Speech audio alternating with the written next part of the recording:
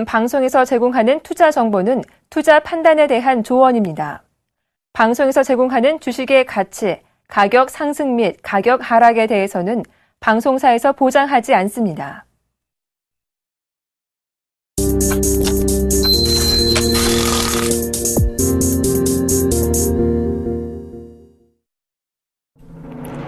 네, 출발 증시와이드 2부 시작됐습니다. 최리나입니다.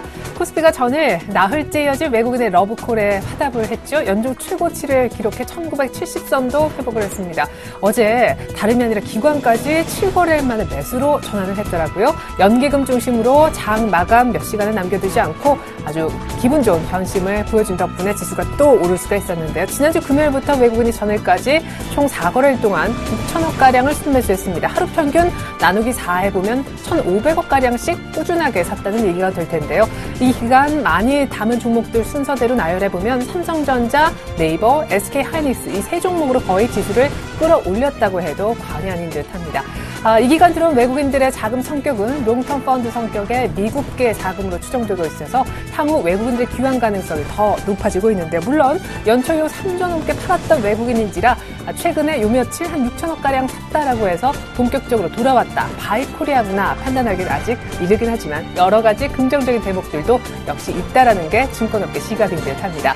간밤 뉴욕 증시도 뚜렷한 모멘텀이 없는 가운데 주택지표는 예상 밖의 증가세를 보였지만 많이 오르지 못했는데요. 장중에 나스닥이 14년 내 최고치를 살짝 찍었을 뿐이었습니다. 오늘 외국인이 돌아올까요? 오늘까지 사면 5거래일 연속 매수가 되는데 매수한다면 매수 강도가 또한 궁금해지는군요. 이번 주도 후반으로 접어들고 있습니다. 출발 증시와이드 2부 문을 열겠습니다.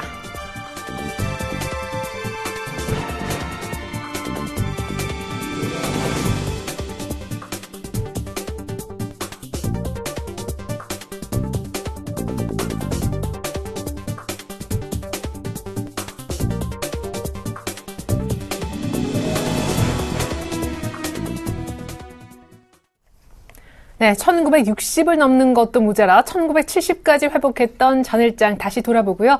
오늘장 어떤 흐름을 보일지도 예측해보는 전문가들의 얘기 종합해서 보여드립니다. 네 분의 의견 종합했습니다. 리뷰 앤 프리뷰 시간입니다. 네, 먼저 최희승 차장님은 외국인 매수 확대 등의 호재가 있었고 1970까지 돌파가 됐다. 모두 다 외국인 얘기를 해주셨고 간간히 기관까지 동반 순매수를 언급해 주신 분도 두 분 계시는 것 같네요. 지수는 1970 회복, 외국인 수급 개선됐고 박스권 상단인 1950도 뚫렸다. 개별 종목 장세도 동시에 지속됐다라는 의견이 바로 전일장에 대한 리뷰의 공통된 부분이 되겠습니다. 자, 수급이 좋아지고 있는 우리 장 1970까지 왔는데 오늘은 어떤 모습을 보일지 다시 차례로 의견 확인해보죠. 상승 모멘텀이 부족한 가운데 아마 개별 종목 장세도 주춤할 것이다. 관망하는 자세가 이 정도 지수대에선 필요하다는 의견 제시됐고요. 외국인들의 수급이 좋아지고 있기 때문에 반등도 더 이어질 것 같다. 긍정적인 의견도 있습니다. 그리고 김용겸 팀장님은 신고가 혹은 낙폭과대 종목으로 접근했으면 하셨고 안상현 대리님은 이미 아주 좁은 박스권인 1950을 뛰어넘었기 때문에 상승이 추세적으로 지속될 수 있을 것이다. 정영훈 팀장님과 전체적인 톤은 비슷하게 내주셨네요.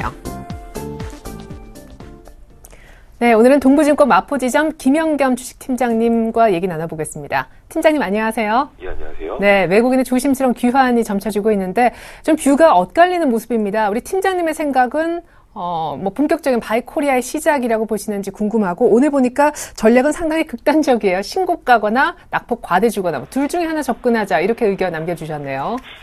예, 전체적으로 일단 외국인들이 이제 들어오는 그런 모습으로 보이지만요. 사실, 더 안을 들어보면, 탑다운으로 들어오는 방식이 아니라 지금 바텀업으로, 특정 종목을, 집중적으로 매수하는, 그런 방식이기 때문에 아직까지 지수에 대해서는 그렇게 이제 상승으로 보고 있지는 않는 상황이고요. 하지만 중요한 거는 이제 일단 외국인들이 중요한 종목, 삼성전자, SK하이닉스, 최근에 네이버, 요 세 종목으로 집중적으로 매수가 들어오고 있는 상황에서 반대로 이제 기관들은 이쪽에서 이제 매도가 나오고 있죠. 그런 자금으로 이제 다른 경기 관련 민감주들, 낙폭 과대 종목이라든지 아니면 경기관리 민감주 쪽으로 기관들이 매수가 들어오고 있기 때문에 종목별 확산 국면, 개별 종목 장세에는 좀 이어지지 않나 생각이 되고요. 하지만 지금은 분명히 모멘텀이 있는 그런 좀 섹터로 접근을 하시는 게 좋을 것으로 보이고, 그쪽으로는 최근에 이제 뭐 테슬라 모터스 관련해서 2차 전지, 전기차 관련주, 그 다음에 최근에 또 폴리실리콘 가격이 또 22불까지 올라왔다는 걸 감안한다면 태양광 관련 주식들 또한 최근에 가장 강했죠. 부동산 경기가 조금 살아나는 조짐이 보인다는 시그널이 나오면서 최근에 건설주가 가장 강하게 올랐는데, 최근에 좀 조정을 받고 있는 상황에서 밀릴 때마다 좀 매수 관점으로 좀 접근해 볼 만한 그런 섹터가 아닌가 생각이 되고요. 신고가나 납폭과대를 말씀을 드린 거는, 신고가는 이제 실적을 바탕으로 움직이는 특징이 있는데요. 이쪽으로는 계속해서 양호한 그런 전개가 가능하기 때문에 밀릴 때 매수 관점 괜찮을 것 같고, 납폭과대 종목으로 말씀을 드리는 거는 최근에 기관들이 납폭과대 종목 업종으로 접근을 하기 때문에 그에 따라서 납폭과대 쪽으로 접근하시는 방법도 괜찮지 않을까 생각을 하는데, 어중간한 그런 업종이나 종목에 대해서는 지금은 좀 매수하는 단계는 아닌 것으로 판단이 됩니다. 예, 그래요.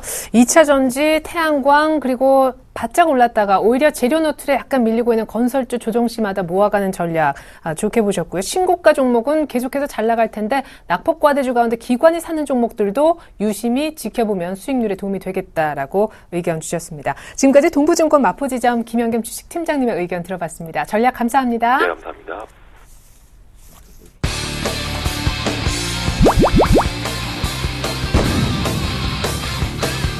증권 투자의 연습은 없다. 실전이다. 주식 조교 돌격 앞으로 남은 원장입니다.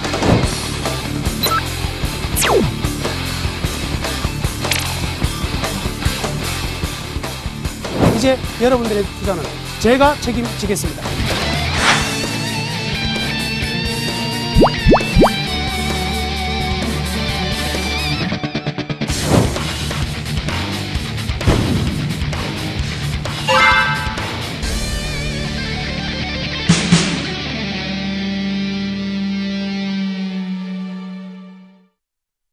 네, 오늘 넘버원에게 듣는다 시간은 샘플러스 남은우 멘토와 함께 진행해 보겠습니다. 남 멘토님 안녕하세요.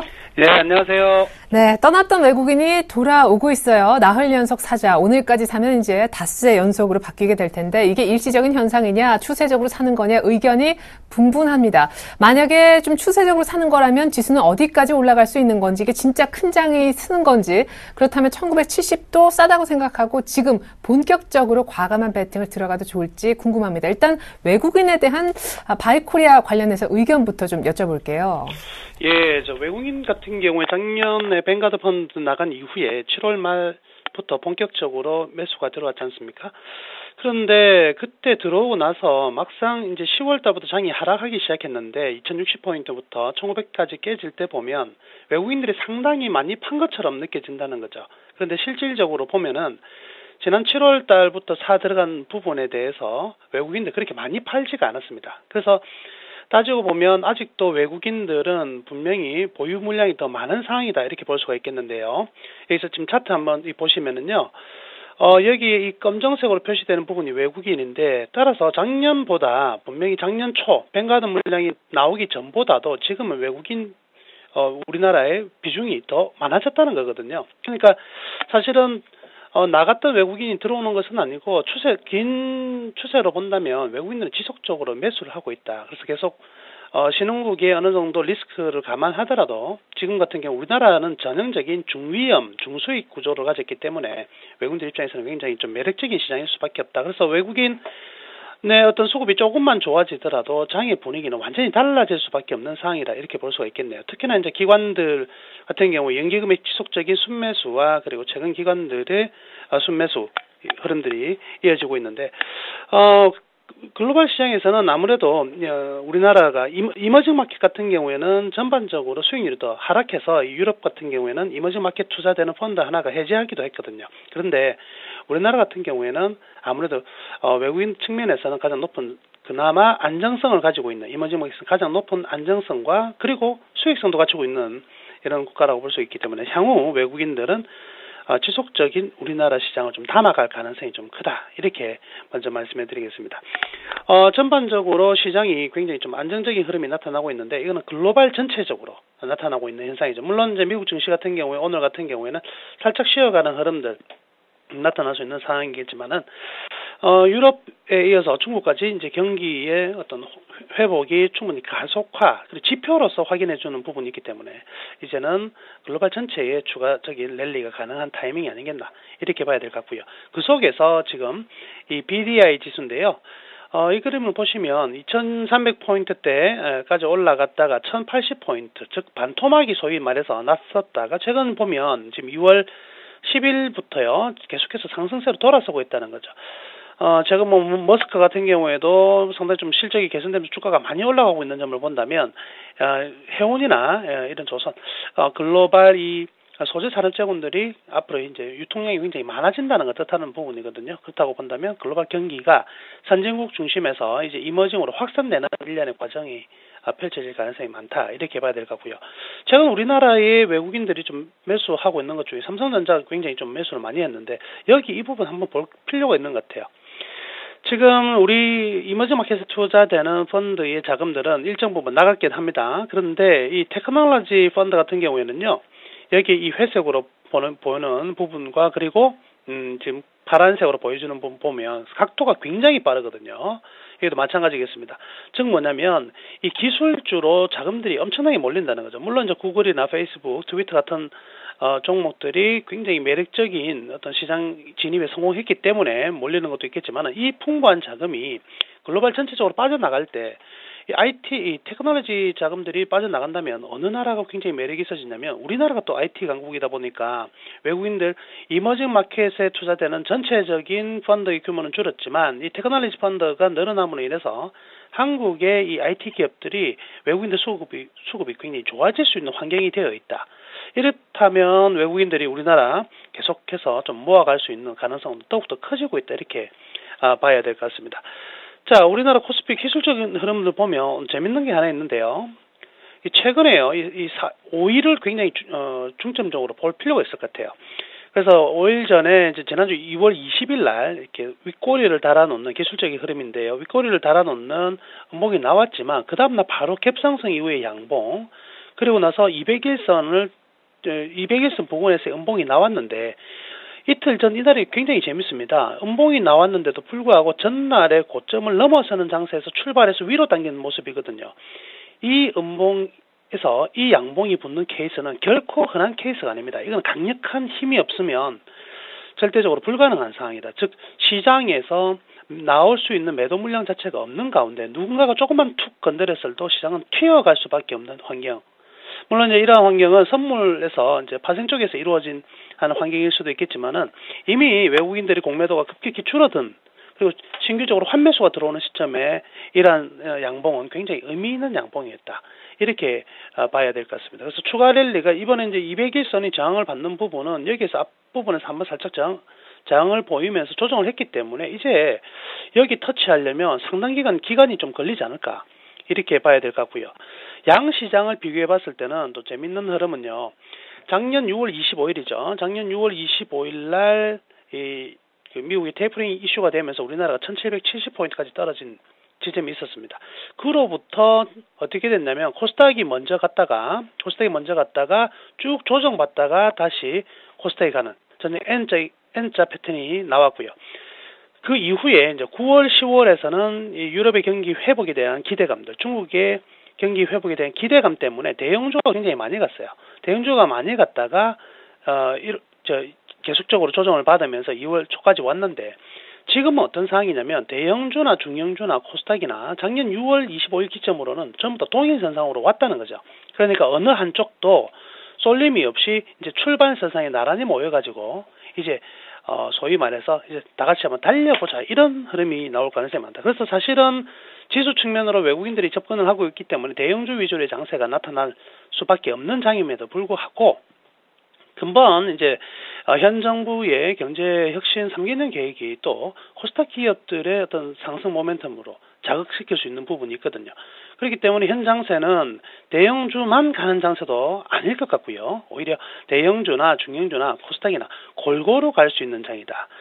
그리고 아까 앵커님께서 말씀하셨지만 1970포인트 현 가격에서 조정을 기다릴 것이냐. 저는 조정을 일단 안 기다려야 된다. 이렇게 생각합니다. 지금은 어제 같은 경우에도요. 장중 조정으로 끝나는 장세. 이런 말 있지 않습니까? 기다리는 조정은 오지 않는다. 계속해서 강세장을 저는 계속 외치고 있는데요.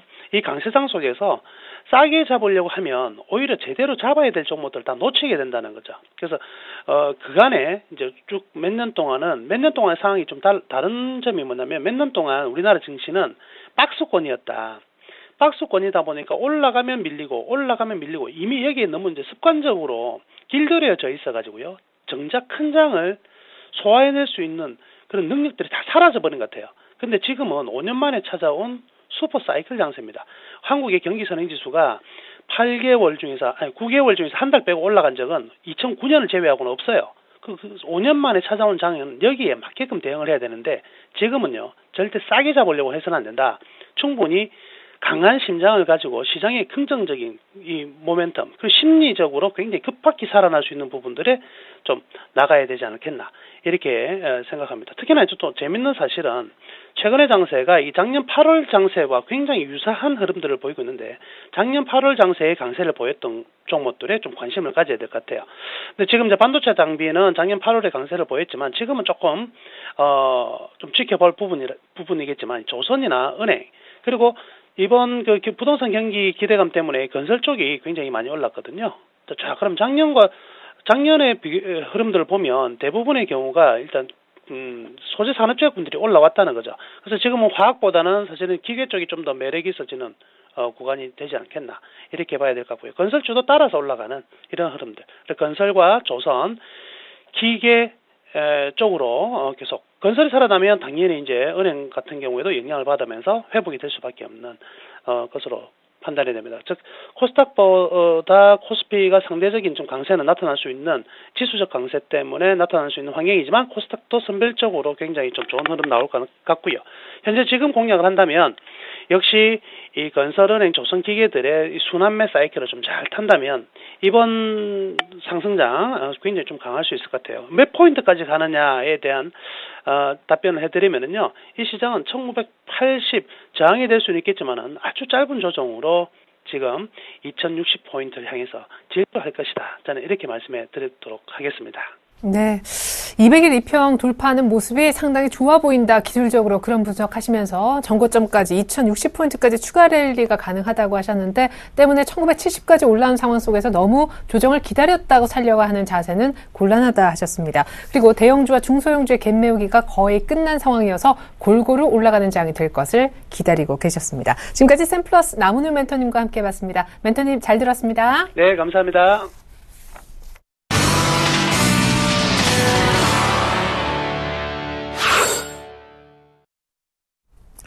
2월 27일 목요일 개장 5분 정도 남겨두고 있네요. 오늘장 출발 상황 전후로 분석 도움 말씀 주실 두 분의 전문가부터 소개해드리겠습니다. 지금 제 옆 스튜디오에는 샘플러스 정동욱 멘토님이 나와주셨고요. 멀리 압구정에서 유진투자증권 정승현 과장님도 함께 도움 말씀 주실 겁니다. 두 분 안녕하세요. 안녕하세요. 네, 먼저 오늘장 시장 예상부터 들어보겠습니다. 정동욱 멘토님, 어제까지 너무너무 좋았거든요. 어제 사실 조금 쉬는 줄 알았는데 막판에 계속 외국인이 사면서 끌어올리는 그런 장이 나왔어요. 오늘은 또 오를까요?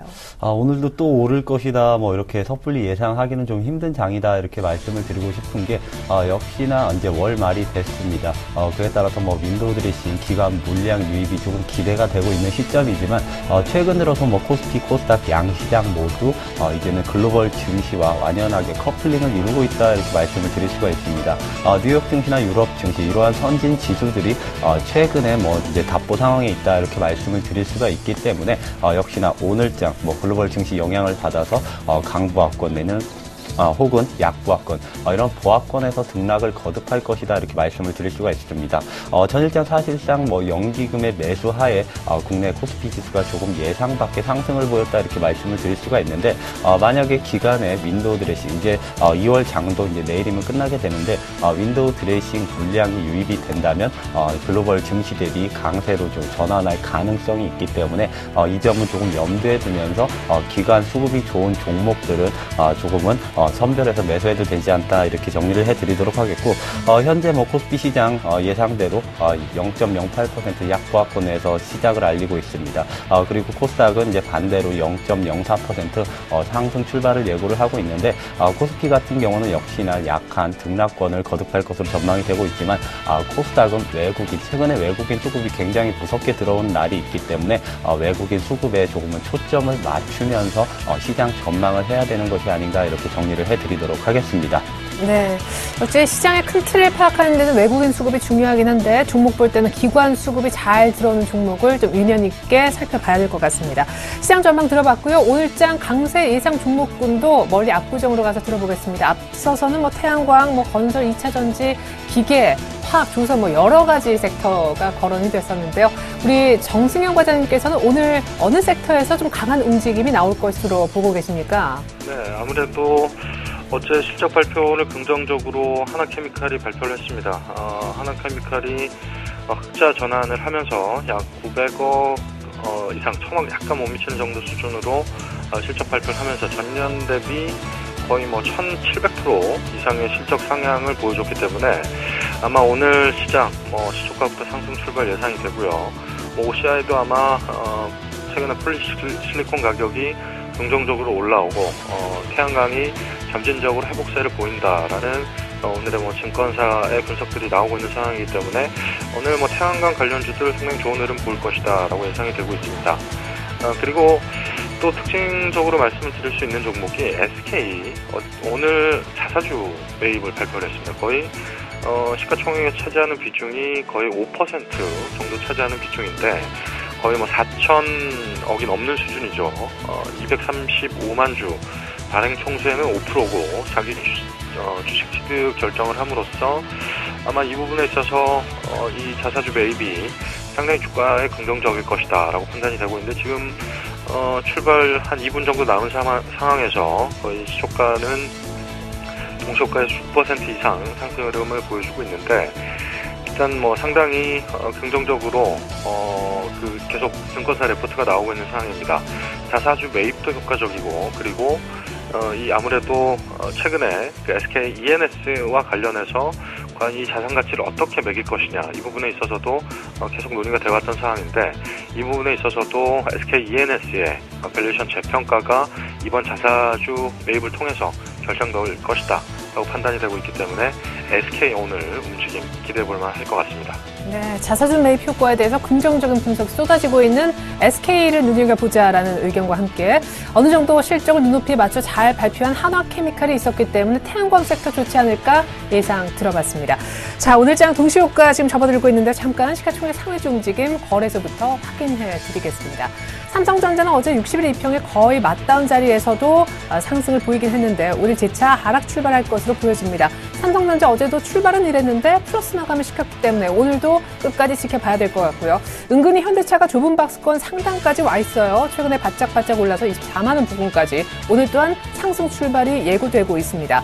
포스코가 최근에 수익성 악화 우려 때문에 현대제철과 마찬가지로 신저가를 찍는 상황 28만 6,500원 정도 출발이 예상되고 있고요. 기아차도 어제 현대차와 함께 좀 올랐는데 오늘은 현대차와는 달리 보합권 정도의 개장이 예상되고 있습니다. 모비스는 전고점 못 들터니만 결국 31만 원과 점점 멀어지고 있네요. 현대중공업도 추가적인 상승을 모색하는 국면이 될 것 같고요. 바닥권에서 조심스럽게 찍고 올라오고 있는 LG화학도 오늘은 약간 쉬어갈 공산이 있어 보입니다. 어제 추가적으로 또 오르면서 4만 원대 이제 보이는 SK하이닉스가 다시 한번 1% 정도 상승할 것으로 예상됩니다.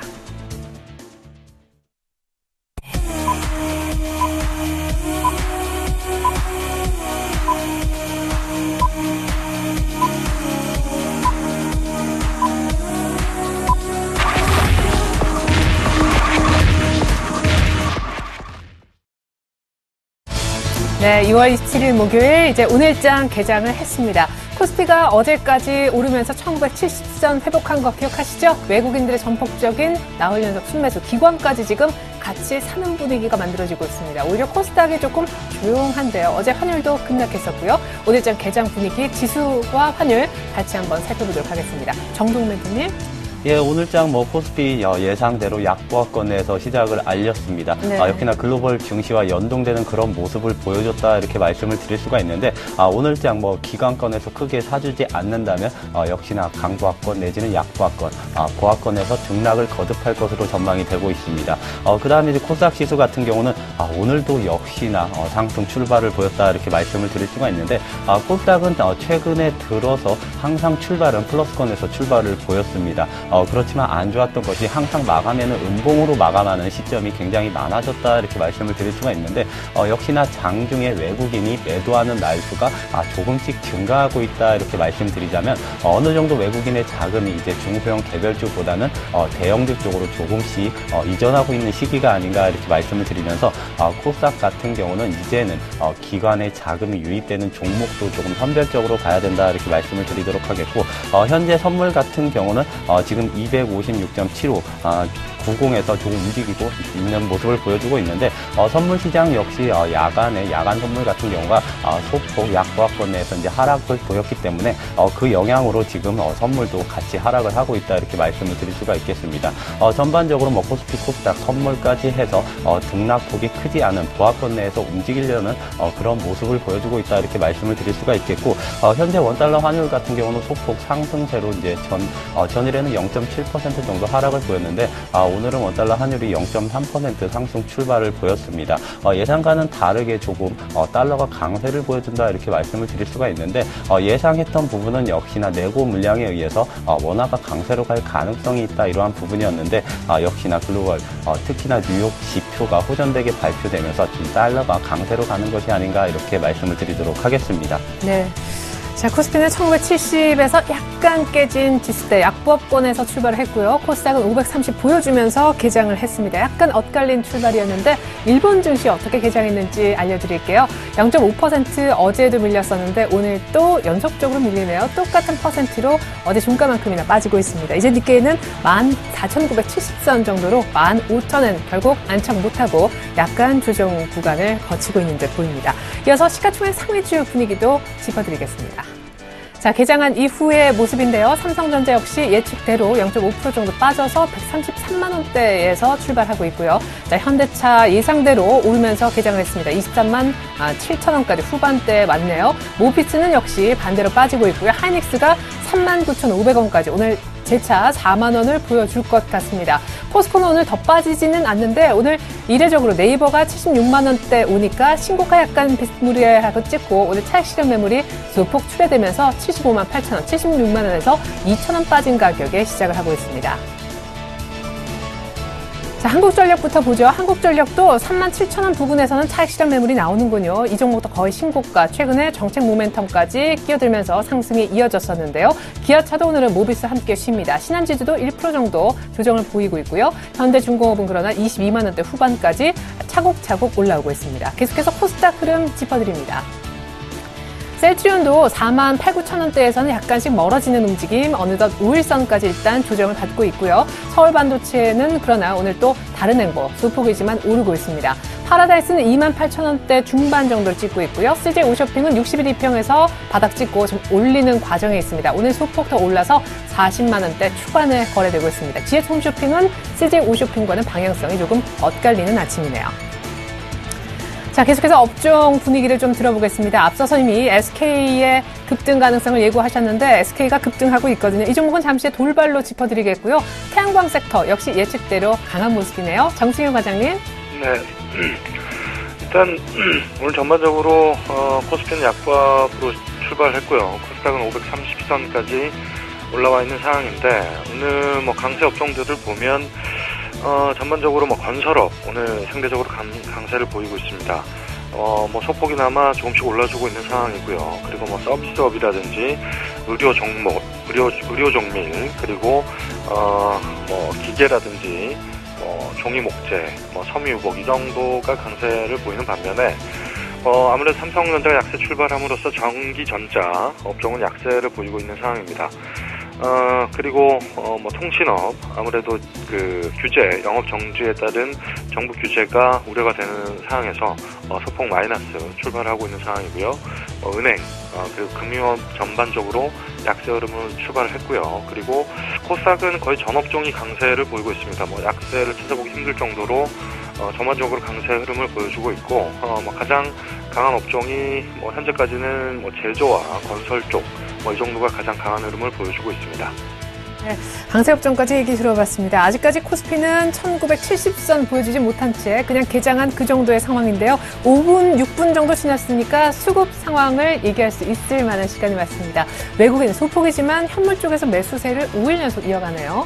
예, 그렇습니다. 지금 코스피 현물 시장에서 외국인이 한 53억 정도 순매수를 보여주고 있습니다. 네. 최근에 들어서 기관은 이제 코스피 시장에서 조금 매도세를 보이고 있다 이렇게 말씀을 드릴 수가 있는데 사실상의 기관의 매도가 아니라 외국인이 사주기 때문에 기관의 매도세로 보이는 것이다 이렇게 말씀을 드릴 수가 있습니다. 네. 역시나 시장의 주체는 외국인인 것 같습니다. 오늘장까지 외국인이 아직까지는 소폭 53억 원 정도 순매수를 보여주고 있지만 만약에 외국인 자체가 현물 시장에서 매수를 지속적으로 보여주고 역시나 기관권의 윈도우 드레싱 물량이 유입이 된다면 오늘 예상외로 전일과 같은 코스피 시장 글로벌 증시와는 다르게 또 한 번 상승할 가능성이 있기 때문에 조금 이를 염두에 둬야 된다 이렇게 말씀을 드리겠고 코스닥 시장 같은 경우는 장 초반부터 조금 기관권에서 조금 매도세가 강하다 이렇게 말씀을 드릴 수가 있을 것 같습니다.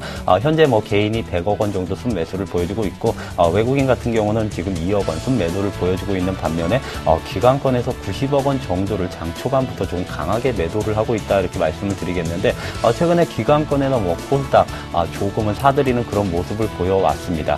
전일장에는 150억 원 정도를 순매수하면서 어느 정도 코스닥은 바닥을 다지는 그런 역할을 하기도 했었는데 역시나 전일장에 좀 100억 원이 넘는 순매수에 의해서 오늘은 차익 매물이 조금 나오는 것이 아닌가 이렇게 말씀을 드리도록 하겠습니다. 그리고 이제 가장 중요하다. 현물 시장에 연동되는 가장 중요한 시장이라고 볼 수 있는 지금 선물 시장 같은 경우는 갑작스럽게 지금 외국인이 1,200계약 순매도를 보이면서 역시나 좀 가장 큰 폭으로 매도세를 보여주고 있다 이렇게 말씀을 드릴 수가 있습니다. 현재 매도세, 외국인 매도세가 지속이 된다면 현물 시장에서 역시 대량 매도, 프로그램 매도가 나올 가능성이 있기 때문에 오늘은 현재 외국인 선물 매도에 조금 집중을 하는 그런 전략을 조금 펼쳐야 되지 않을까 이렇게 정리를 해드리도록 하겠습니다. 네, 이렇게 선물에서 또 흔들기 시작하면 맥도독 현상이 발생할 수도 있죠. 현재 개장한 지 10분도 채 안 됐는데 전해드린 바대로 외국인들 선물을 1,300계약 이상이나 팔고 있습니다. 현물 쪽 매수도 현격히 줄어들고 있는 그런 모습이네요. 자, 서울 외환시장 움직임 짚어보겠습니다. 오늘은 특별히 유진 투자 선물로 가서 들어봅니다. 이주원 연구원님 처음 뵙겠습니다. 안녕하세요. 네, 안녕하세요. 네. 자, 어제는 사실 급락했습니다. 1,065원대까지 밀렸었는데 간밤에 미국의 주택 지표가 좋았고 오늘 한국의 경상수지도 24개월 연속 흑자 행진한다는 소식도 들어와 있습니다. 오늘 NDF 급등한 거 보니까 1,070원대 충분히 들어가겠던데 어떻게 개장했나요? 네, 맞습니다. 오늘 원달러 환율 어제 종가 대비 4원 60전 상승한 1,070원에 출발을 했습니다. 어제 지난밤에 미국의 1월 신규 주택 매매 건수가 5년 내 최고치를 기록한 영향으로 글로벌 달러화가 강세를 보였습니다. 유로화 및 호주 달러 등에 대해서 강세를 보였는데요. 이 영향으로 환율이 상승하면서 1,070원대 안착 시도를 할 것으로 전망이 되고 있습니다. 뉴욕 여객 시장에서 원달러 1개월물은 1,072원 25전에 최종 호가를 나타냈습니다.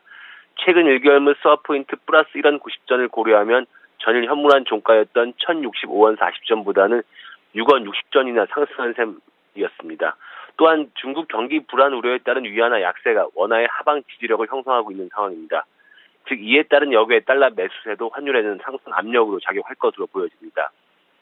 다만 어제도 확인되었듯이 상단을 무겁게 누르고 있는 월말 내고 물량으로 1,070원대 초반에서 상승폭은 제한될 것으로 보여지고 있습니다. 또한 오늘 아침에 발표된 경상수지 흑자, 또한 국내 주식시장에서 외국인이 나흘 연속 순매수한 점을 고려해 볼 때 주식 자금의 공급 가능성도 있기 때문에 상단은 제한될 것으로 보여지고 있습니다. 따라서 오늘도 장중 외국인의 주식 매매 동향에 주목할 필요가 있는데요. 결국 오늘 서울 환시에서 환율은 글로벌 달러 강세에 따라서 상승 시도가 지속이 되면서 1,070원대 안착 시도를 하겠지만 위안화 약세 및 특히 매고 물량이 얼마나 나오느냐에 따라서 상승폭이 제한될 것으로 전망이 되고 있습니다. 또한 그 제닛 옐런 미 연준 의장이 오늘 한국 시간으로 새벽 12시에 의회 상원에서 의회 지원을 앞두고 있는데요. 이에 따라서 관망세 역시 나타날 것으로 보여지고 있습니다. 즉 변동성이 제한될 것으로 보여집니다. 예상 환율 범위도 1,067원에서 74원으로 60원 후반에서 70원 초반대 움직임 조심스럽게 예상하고 있습니다. 네, 1,070원대 개장했는데 곧바로 일단 70원 내주는 거 보니까 그냥 등락만 있을 것 같습니다. 상하락 요인이 모두 존재하고 있는 환시장. 일단 오늘 밤 미국의 이벤트가 또 중요한 관건이 될 수 있겠네요. 지금까지 유진투자선물의 이주원 연구원님 통해서 환시장 개장 분위기 전망 같이 확인해봤습니다. 잘 들었습니다. 네, 감사합니다.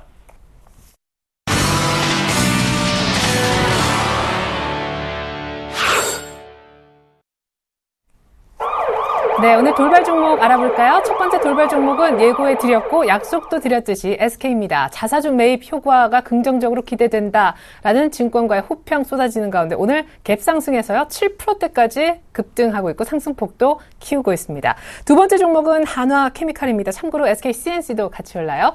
한화케미칼이 눈높이에 맞춘 4분기 실적, 특별히 태양광 부분은 이제 한 2년 한 반 정도 만에 흑자 전환까지 확실시되고 있다. 전망이 아주 좋습니다. 오늘 역시 상승하면서 OCI까지 같이 섹터를 끌어올리는 역할을 해주고 있고요. 세 번째 종목은 오늘 코스닥에 처음으로 상장한 새내기주입니다. 오이솔루션이라고 하는 통신 장비 업체인데 오이솔루션 상장 첫날 상한가로 멋지게 출발하고 있네요.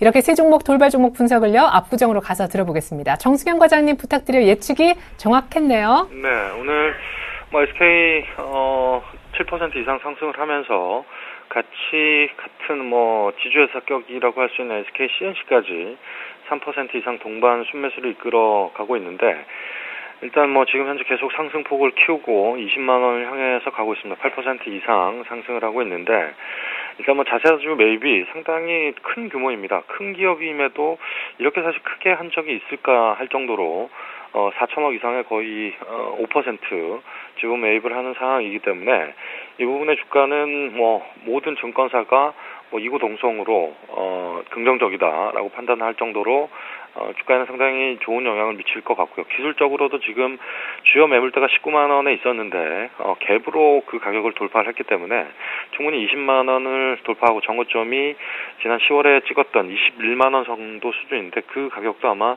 무난하게 넘지 않을까라는 기대감들이 계속적으로 나오고 있는 상황입니다.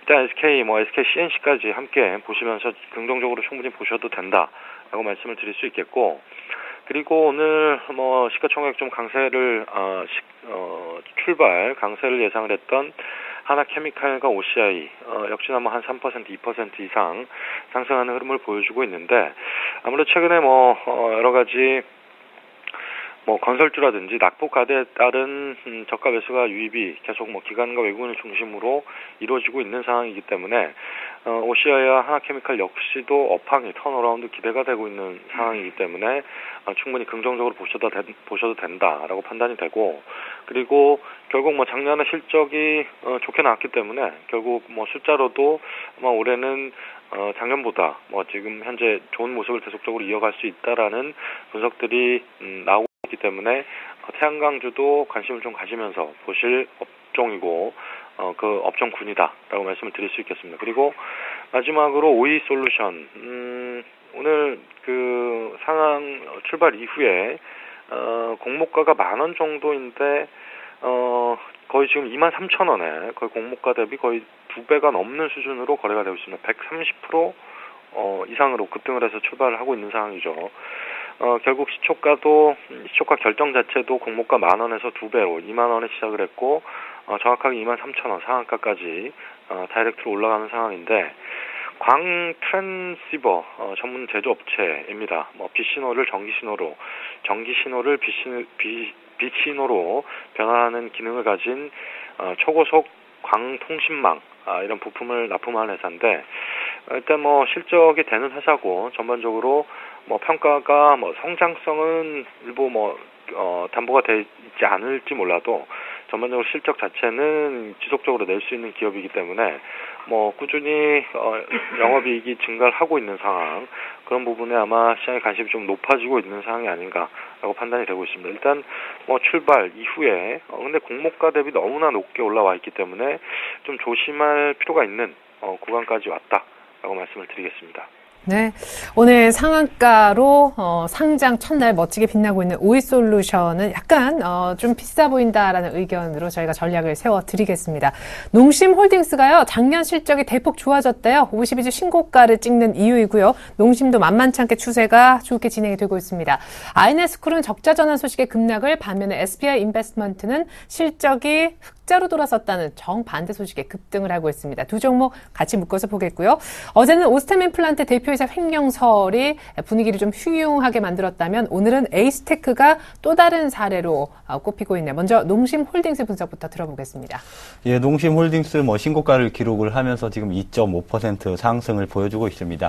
농심홀딩스 차트를 잠깐 보시면 사실상 올해 연초부터 조금 상승 기조를 이어왔다 이렇게 말씀을 드릴 수가 있는데 그 이유 중에 하나가 역시나 원화 강세 그리고 곡물가 하락에 대해서 음식료 업체가 수혜를 입을 것이다 이러한 전망들이 나왔고 또 하나가 역시나 박근혜 대통령께서 이제 정부 정책을 이제 내수 기업을 활성화시키겠다 이러한 전략 자체가 역시나 내수의 비중이 큰 이러한 음식료 업종 조금 모멘텀으로 작용을 하면서 농심홀딩스 같은 기업들이 최근에 상승세를 이뤘는데 역시나 오늘 또 한 번 갭 상승해서 신고가를 기록하는 이유는 실적이 호전되게 발표되었기 때문이다 이렇게 말씀을 해드릴 수 있을 것 같습니다. 역시나 아직까지 실적 개선세가 끝난 것이 아니라 4, 4분기에 이어서 올해 1분기, 2분기까지는 역시나 이러한 환율과 그리고 곡물 가격 하락에 대한 이런 스프레드에 의해서 실적이 더욱더 좋아질 것으로 전망이 되고 있기 때문에 농심홀딩스 개인적으로 봤을 땐 추가적인 상승이 가능하다 이렇게 말씀을 드릴 수가 있겠습니다. 단 조심해야 될 것은 지금 1차 상승 랠리 구간에 있는데 눌림목 조정이 올 가능성이 있기 때문에 1분기, 2분기 실적을 기대하면서 신규 매수를 하고 싶다 이러신 분들은 역시나 눌림목 구간에서 분할 매수하는 전략을 좀 실시해야 되는 구간이다 이렇게 정리를 해드리도록 하겠고 그 다음에 이제 INS쿨에 대해서 조금 말씀을 해드리도록 하겠습니다. INS쿨 오늘 적자 전환에 8% 정도의 이제 하락을 보여주고 있습니다. 지금 시가총액을 보면은 INS쿨 같은 경우는 85억 원 부근입니다. 그런데 지금 안 좋은 것이 역시나 지난해 그러니까 2012년도에만 흑자 전환을 했을 뿐 2013년도에만 흑자 전환을 했을 뿐 지속적으로 적자를 기록하는 기업이다 이렇게 말씀을 드릴 수가 있기 때문에 역시나 조심해야 되는 기업이다 이렇게 말씀을 드리겠습니다. 그렇지만 개인적으로 봤을 때 INS쿨 만약에 올해 흑자 전환 BEP 수준만 실적이 기록한다고 하더라도 큰 폭으로 상승할 가능성도 있는 기업이다 이렇게 말씀드리고 싶은 게 지금 INS쿨 같은 경우는 자본 잠식의 기업이 아닙니다. 그리고 상장을 한 상태인데 시가총액이 85억 원. 저 개인적으로 분석을 했을 때 기업의 재무가 나쁘지만 않는다면 상장 가치만 했을 때 100억 원은 돼야 되지 않느냐 저는 이러한 관점으로 보고 있기 때문에 INS쿨이 자본 잠식으로 가지 않고 올해 흑자 전환이나 아니면 BEP 정도의 수준만 실적이 나온다고 한다면 역시나 올해 큰 폭으로 상승할 가능성이 있기 때문에 전적으로 버려보자 이런 말씀은 못 드리겠지만 INS쿨 급락했을 때 정말 소액으로 분할 매수할 수도 있는 그런 기업이다 이렇게 정리를 해드리도록 하겠습니다. 그리고 그 다음에 말씀드릴 종목은 이제 SBI 인베스트먼트랑 에이스테크를 말씀을 드릴 텐데 SBI 인베스트먼트 흑자 전환에 오늘 상승 출발을 했습니다. 그런데 아쉽게도 현재 음봉 상태를 맞이하고 있는데 최근에 SBI 그룹 일본계 그룹입니다. 역시나 이제 상장 그 절차에 의해서 일본에는 상장이 힘들기 때문에 우리나라의 SBI 그룹주 대거 상장한 모습을 볼 수가 있는데 SBI 인베스트먼트 말고도 SBI 엑시즈 그리고 모기지까지 여러 가지 기업이 국내 코스닥 시장에 상장을 했습니다. 그런데 오늘 SBI 인베스트먼트만 뚜렷하게 상승을 보여주고 있는 이유는 역시나 실적 장세에 따라서 흑자 전환을 이뤘다 이러한 기사가 나오면서 오늘 상승을 보여주고 있는데 역시나 음봉을 맞이하고 있는 상태라는 것을 아직까지 매도하려는 세력이 더 크다 이렇게 말씀을 드릴 수가 있겠습니다. 흑자 전환이 이뤘다고 하지만 아직까지 저평가 상태는 아니다 이렇게 말씀을 드릴 수가 있기 때문에 만약에 SBI 인베스트먼트가 오늘 큰 폭으로 폭발적으로 상승을 한다면 보유자분들은 일부 차익 실현을 해야 되는 그러한 전략을 실시해야 되는 것이 아닌가 이렇게 말씀을 드리도록 하겠고 마지막은 참 중요한 이제 에이스테크를 말씀을 드려야 될 것 같습니다. 에이스테크 최근에 상승세가 조금 무서웠다 이렇게 말씀을 드릴 수가 있는데 그 이유는 역시나 실적이었습니다. 에이스테크 같은 경우는 2013년도 그러니까 전년도에 매출액 3천억 원 그리고 영업이익 200억 그리고 순이익을 100억 원을 기록을 했습니다. 영업이익 단에서는 역시나 4년 만에 흑자 전환을 이뤘고 순이익 단에도 2012년도 적자를 기록을 했다가 2013년도 다시 흑자 전환에 이르면서 최근에 상승세가 조금 가팔랐다 이렇게 말씀을 드릴 수가 있는데 또 하나 모멘텀을 가지고 있는 것이 이제 중국 같은 이런 신흥국 LTE망 인프라 투자에 대해서 역시나 에이스테크가 수출 물량이 있기 때문에 모멘텀으로 작용을 하기도 했습니다.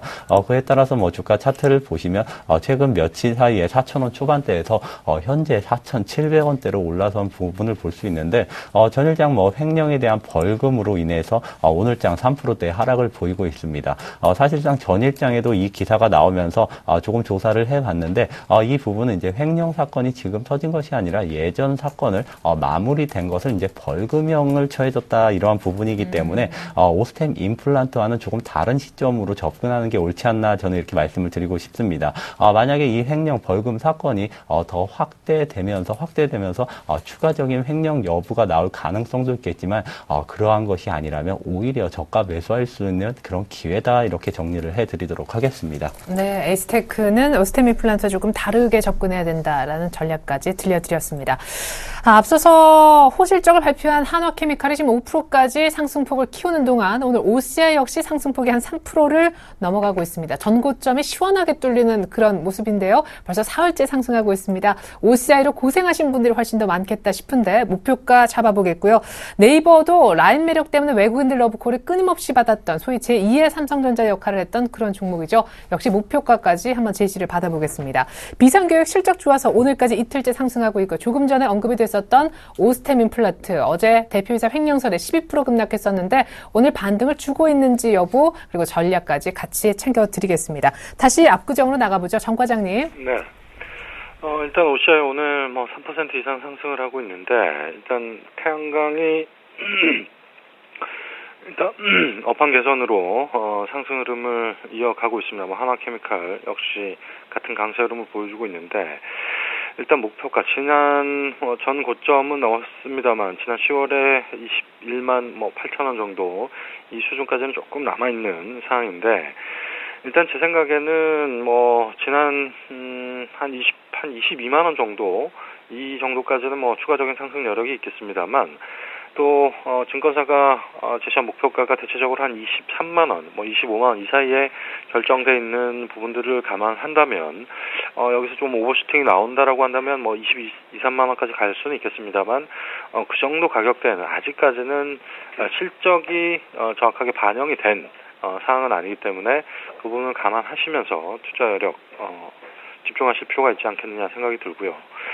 그리고 네이버 같은 경우에 최근에 어제 76만 원까지 가서 전고점 부분까지 상승한 흐름을 보여줬는데 일단 라인 매력 그리고 소프트뱅크의 지분 매입 소식 좋은 얘기들이 계속 들리고 있습니다.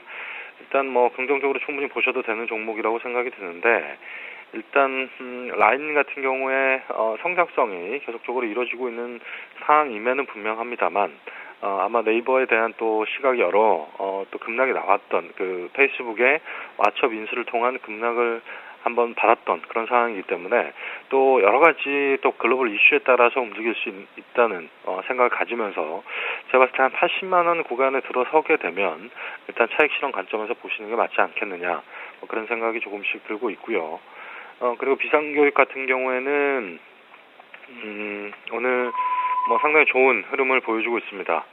약 한 2% 가까이 상승 흐름을 보여주고 있는데 4분기 실적이 좋게 나오면서 좋은 흐름을 이어가고 있습니다. 영업이익이 약 250억 정도 수준 나왔는데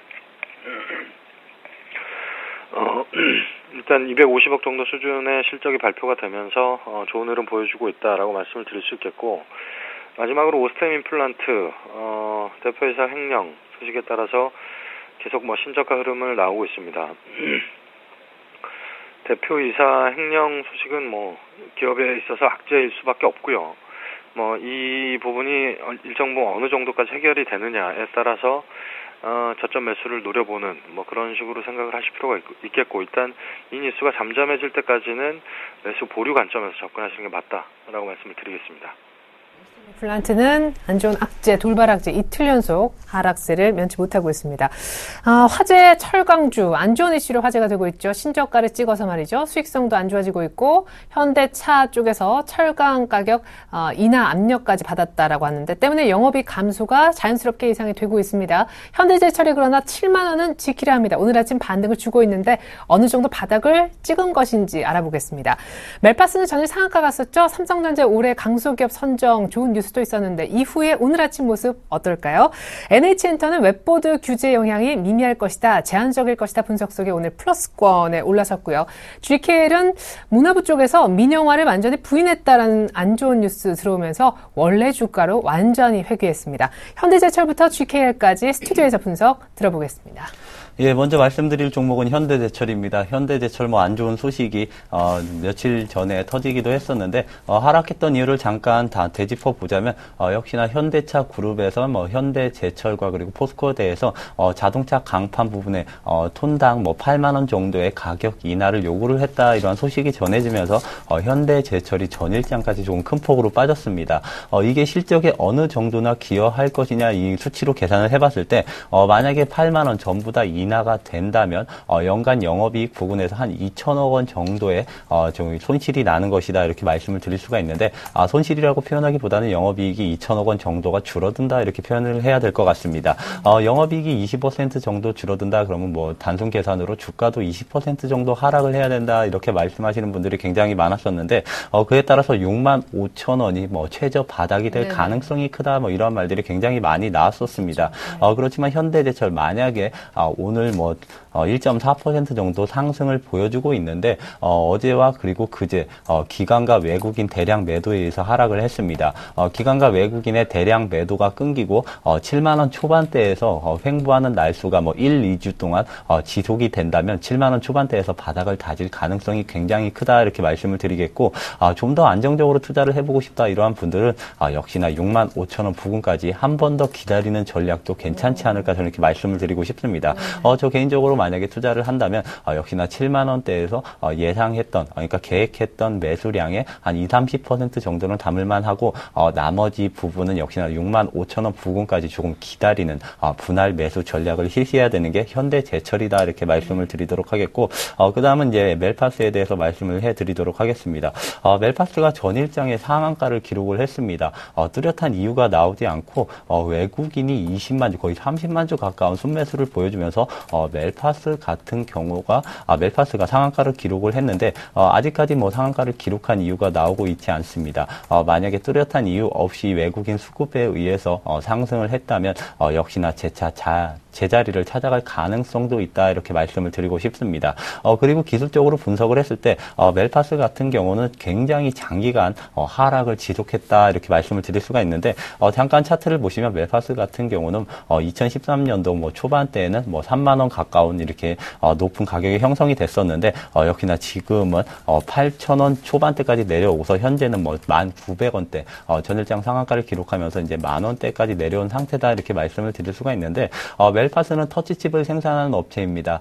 제가 개인적으로 분석을 해봤을 때 멜파스와 같이 이러한 터치칩과 터치 패널 이러한 기업들은 아직까지 특히나 터치칩 같은 경우는 국제 표준화가 돼 있지 않기 때문에 여러 기업이 난립할 가능성이 굉장히 있다, 이렇게 말씀을 드리면서 멜파스가 그에 따라서 수익성이 굉장히 악화된 것이다, 이렇게 분석을 할 수가 있을 것 같습니다. 만약에 터치칩 시장에서 표준화가 이루어진 다음에 거기서 시장 주도를 멜파스가 한다면 다시 예전의 영광을 누릴 가능성이 있겠지만 아직까지 그러한 부분이 보이고 있지 않기 때문에 장기적 상승 추세로 전환하는 것은 조금 무리가 있지 않겠느냐, 저는 이렇게 판단을 하면서 최근은 좋은 점으로는 바닥을 다지고 역시나 전일장 외국인이 강한 수급이 들어왔다, 이러한 관점에서는 단기 트레이딩 전략으로 해서 트레이딩 관점으로 접근하는 것이 맞다, 이렇게 정리를 해드리도록 하겠고 그 다음은 이제 NHN엔터입니다. NHN엔터 최근에 모바일 게임주가 상승을 하면서 동반 상승을 보였습니다. 7만 원 원 뭐 중반대 7만 6천 원까지 하락을 했다가 지금 뭐 9만 5천 원대까지 조금 반등세를 보였는데 사실상 NHN 엔터가 네이버랑 분할을 하면서 10만 원이 깨지면은 저평가다 이러한 분석들이 굉장히 나오면서 10만 원대 지지선을 이루기도 했었습니다. 그런데 뭐 모바일 게임주 지난해 말에 그리고 올해 초에 급락을 보이면서 10만 원이 깨지면서 이제는 10만 원이 저항벽으로 조금 작용하는 구간이 아닌가 저는 이렇게 말씀을 드리고 싶습니다. 최근에 모바일 게임주 중에서 뭐 썬데이터주가 3배에서 4배 정도 급등하면서 기타 다른 모바일 게임주들이 굉장히 급등세를 보여주고 있는데 그에 따라서 뭐 NHN 네트도 같이 상승세를 보였다 이렇게 말씀을 드릴 수가 있습니다. 제가 모바일 게임주는 이제 중소형 기업보다는 대형 기업으로 구조조정이 재편될 것이다 이렇게 말씀을 드리겠는데 구조조정이 아직까지 진행형입니다. 그렇기 때문에 아직 시간을 조금 더 두고 NHN 엔터는 추격 매수보다는 역시나 한 2, 3개월 동안 분할 매수하는 전략, 장기 투자로 이렇게 가져가는 그런 종목이 아닐까 이렇게 말씀을 드리도록 하겠고 그다음 이제 GKL입니다. GKL 같은 경우는 이 거래일 전에 민영화를 할 것이다 이러한 기사가 나오면서 굉장히 급등세를 보였는데 윗꼬리를 달리는 상승세를 보였습니다. 역시나 이제 차익 매물이 굉장히 많이 나왔다 이렇게 말씀을 드릴 수가 있는데 GKL 오늘까지 뭐 1.4% 오늘은 1.4% 이제 하락세를 보여주고 있습니다.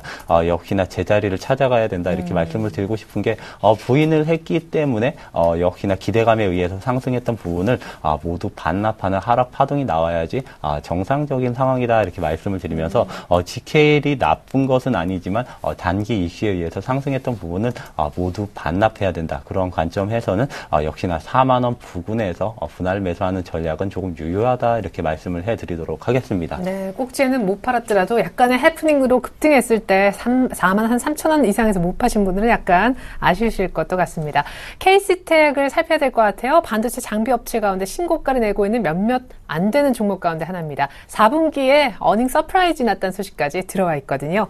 그리고 정몽준 새누리당 의원의 서울 출마 공식 선언 소식에 오늘 테마가 또 강합니다. 사실 재료가 노출됐다라는 관점에서 이미 수익 실현산을 받기도 했었던 그런 테마인데 오늘 코엔텍, 현대통신, 한국내화까지 추가 상승세가 나타나고 있습니다. KC텍 분석부터 먼저 들어보죠. 정승윤 과장님. 네. KC텍 지난해 영업이익이 309억 원, 순이익이 261억이 발표가 됐습니다. 상당히 뭐 좋은 실적이죠. 영업이익 기준으로 지금 시가총액이 한 2,200억 정도 수준인데 충분히 싸다는 느낌이 들만한 기업이었다라고 생각이 들고 최근에 바닥 대비 5,000원부터 시작을 해서 지금 6,500원까지 한 2달 사이에 급등하는 모습을 보여줬는데 결국 실적 베이스가 있었기 때문에 올라왔다. 계속 상승 추세는 계속 이어지고 있는 것 같고요.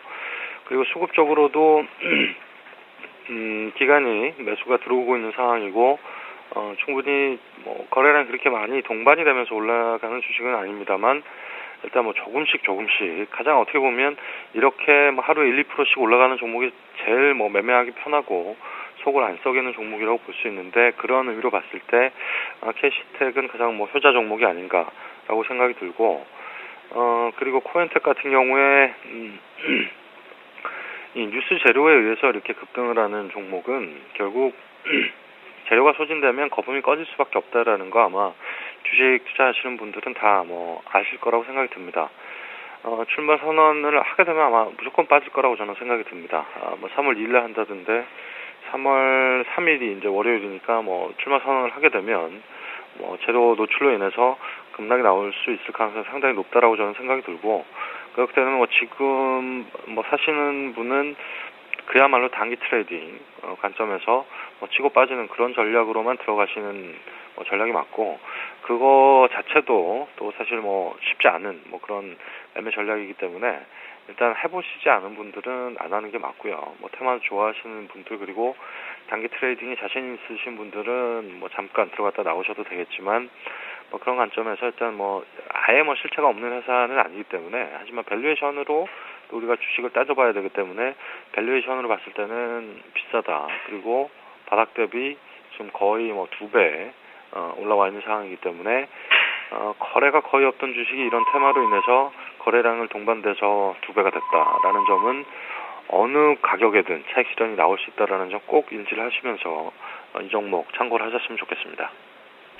자, 마지막으로 두 분의 오늘장 전략 한마디씩 들어보겠습니다. 코스피는 1970선, 그리고 코스닥은 530선 재차 회복해 있는데 외국인이 앞서 나흘 연속 샀던 모습과는 오늘 약간 다르다 하는 생각도 들고, 역시 선물 쪽에 물론 매도를 1000계약 지금 넘기진 않고 있지만 뭔가 약간 현 선물 같이 사주지는 않네요.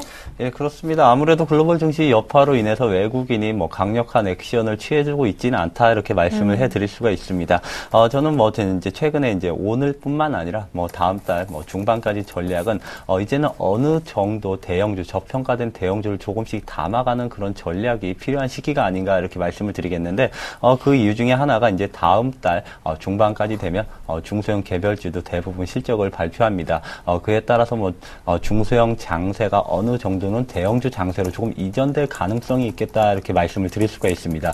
그에 따라서 뭐 최근 들어서 이제는 뭐 기관과 외국인 대형주를 사는 날수가 조금 많아졌다 이렇게 말씀을 드릴 수가 있기 때문에 이제는 포트폴리오 비중이 중소형주가 과도하게 편승이 됐다면 이제는 대형주 쪽으로 조금씩 이전하는 전략이 필요한 시기가 아닌가 저는 이렇게 말씀을 드리고 싶습니다.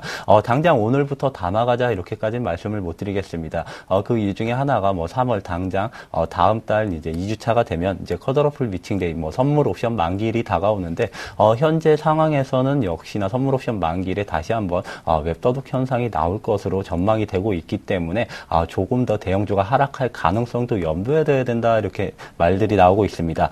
그에 따라서 역시나 추가적으로 대형주, 저평가된 대형주가 다음 달 뭐 2주 전까지 해서 3월 초에 하락을 보인다면 그때 가서 저가 매수할 수 있는 기회가 올 것으로 판단되면서 어느 정도 중소형주를 대형주로 조금 이전시키는 그런 전략을 이제는 펼칠 때이다 이렇게 정리를 해드리도록 하겠습니다. 네, 중소형주 비중 낮추고 대형주 비중을 뭐 급할 필요 없고 점진적으로 3월 초 정도에 집중적으로 사들인다라는 생각 갖고 확대했으면 좋겠다라고 얘기해 주셨습니다. 아까 그냥 저평가된 대형주라고 하셨는데 섹터로나 좀 쉽게 풀어본다면 어느 쪽이 될 수 있을까요? 다들 뭐 이것저것 얘기를 많이 하셔가지고요. 사실상 저평가된 섹터다, 뭐 기업이다 이렇게 말씀드리자면 삼성전자, 현대기아차다 이렇게 말씀을 드릴 수가 있는데, 우리나라 시가총액 1, 2위 기업인 뭐 삼성전자 PER 부근으로 해서 7배 정도입니다.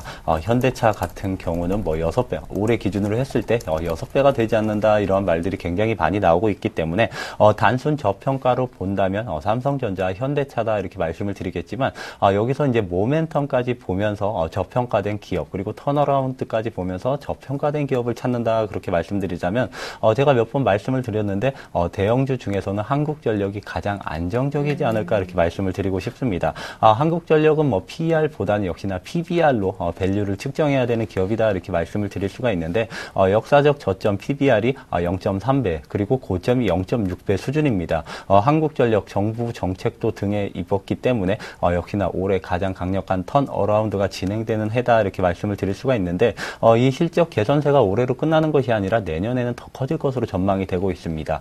그에 따라서 한국전력 역사적 PBR 고점인 0.6배는 무리가 있을지도 모르겠지만 0.4배에서 0.5배까지는 충분히 상승이 가능하다 이렇게 말씀을 드리자면, 현재 뭐 한국전력이 뭐 오늘 소폭 약보합권 37,000원 초반대에서 움직여주고 있는데, 최소한 4만원, 45,000원까지는 상승해야 되는 기업이 한국전력이다 이렇게 말씀드리면서 저평가된 대형주는 한국전력이 조금 안정적으로 올해 한 해 동안 가져갈 수 있는 종목이다 이렇게 말씀을 해드리도록 하겠습니다. 네, 4만 원대까지 볼 수 있다. 한국전력 탑픽으로 또 추가로 꼽아주셨습니다. 감사합니다. 이어서 정수영 과장님께도 조언을 좀 구하는데, 일단 옐런의 상환 청문회 뭐 별거 없을 거라지만 신경이 좀 쓰이나 봐요. 외국인들 매매를 통해서 약간 드러나는 듯도 한데 어떻습니까? 1970까지 올라오니까 또 2060 간다. 전고점 돌파 얘기도 나오고 있거든요. 외국인 수급에 대한 의견은 어떠시고 전체적인 시장 뷰에 따라 전략도 바뀔 것 같네요.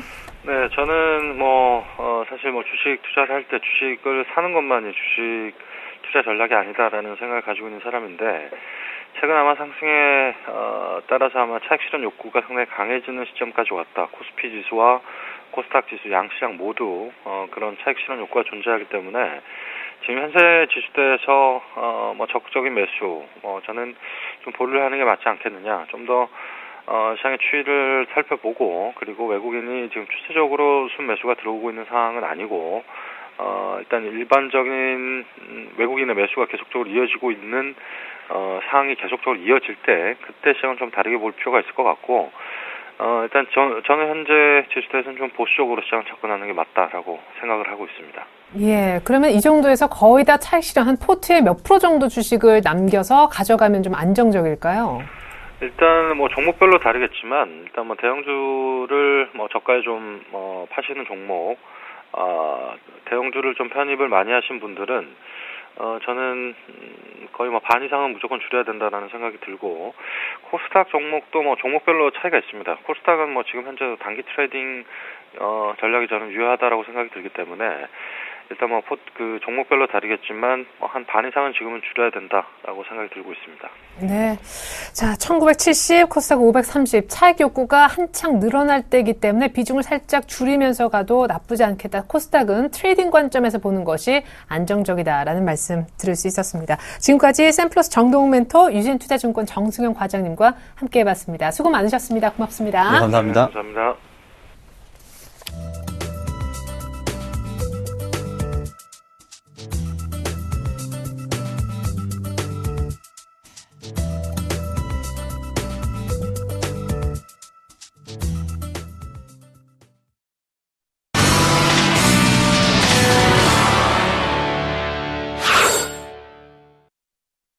네, 코스피 1970, 코스닥 530에서 지수가 상당히 무겁게 움직이고 있는 듯한 아침인데요. 선물 시장 분위기 알아보고 전략까지 세워드리겠습니다. 샘플러스 김동 멘토님이 도와주실 거예요. 주쌤, 안녕하세요. 네, 안녕하십니까. 외국인만 따라하면 어느 정도 수익이 나는 장이다, 최근의 모습이다 하셨는데 오늘 외국인 선물 상당히 아침 초반치고 많이 파네요. 네, 맞습니다. 오늘 조금 앙칼지게 판다고 해야 될까요? 시장 출발과 함께 매도 포지션이 외국인들 쪽에서 좀 많이 나오고 있는데요. 이 부분 우리가 특징적으로 잡아야 되는 것은 이제 시장에 과연 주도를 하는 거는 외국인이다라고 볼 수가 있겠는데, 누적 포지션과 신규 자금들의 유입 속도들이 어느 쪽으로 쏠릴 것이냐라는 향후 향방에 대해서 눈치를 많이 보고 계실 겁니다. 지금 일단 중요한 포인트대인 1962포인트대, 그리고 선물지수로 256점, 중후반부 자체를 올라타고 나서부터 시장이 이제 또다시 추가 반등은 어렵다라는 내용도 있고, 또 추가 반등이 2,000포인트를 넘어선다라는 내용도 상당히 많은데요. 어제 같은 경우는 종목군들 쪽에서 같이 동반해서 올랐다고 한다면, 오늘 같은 경우는 이제 종목군들의 힘 자체가 좀 약해져 있다라고 보실 수가 있겠고요. 현재 수급 출발 고스란히 눈치 약보합 출발 이후에 추가적인 하락 쪽으로 잡았고, 외국인들 나홀로 매도 출발됐던 부분이 확대되고 있다라는 부분입니다. 방금 전에 양봉 3번봉 캔들 상에서는 3개의 양봉으로 다시 한번 위쪽 고점을 탈환해서 올라탔었는데요. 다시 한번 그리고 나서 내려오는 포지션을 봤을 때는 일단 중요한 포인트대 저항대를 거의 근접해서 뚫어내지 못했기 때문에 오전 초반부는 고점 매도가 전략이 유효하다라고 먼저 말씀을 좀 드리겠고요. 현재 그 자리가 뚫려야지만 추가 반등이 가능하다라고 보실 수가 있겠습니다. 개인들과 기관계 쪽에 소폭 매수 우위 쪽으로 잡아졌고, 외국인들 계속 나홀로 매도 포지션을 계속 잡고 있다. 그렇다고 한다면 현재 기준점에서 이번 주 정도까지만 제가 보는 관점에서 외국인들 핸들링이 상당히 좀 주요할 것 같겠고요.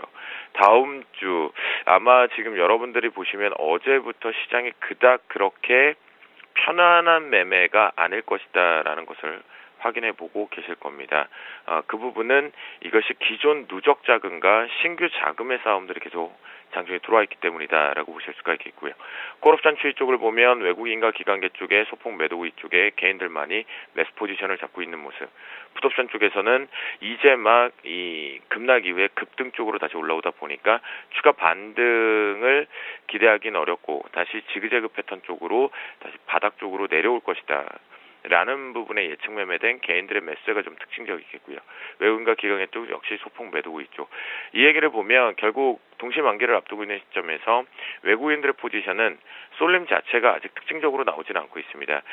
현재 기준점에서 시장 종합의 추이를 가지고 단순하게 분석을 하게 되면 이게 역으로 당할 수 있는 부분이 있다라는 거 반드시 체크해 보실 필요가 있겠고요.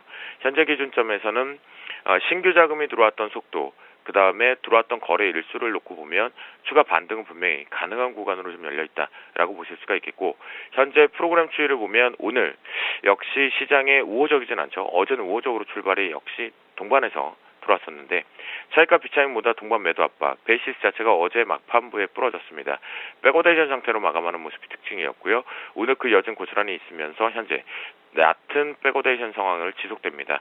차익과 비차익 그러다 보니 동반 매도 압박 카드지만 현재 조금의 프로그램 추이의 색깔론이 바뀌어가고 있는 것 같습니다. 이 얘기는 무슨 얘기냐면 약 컨텐커와 약 백오데이션 상황에서는 영락 없이 매도가 출회될 수밖에 없는데 그 규모가 많아지고 있지 않다라고 한다라는 것은 프로그램 자체의 스프레드 값 자체가 변화되고 있다라고 감지를 좀 하셔야 된다라고 말씀을 좀 드리겠고요.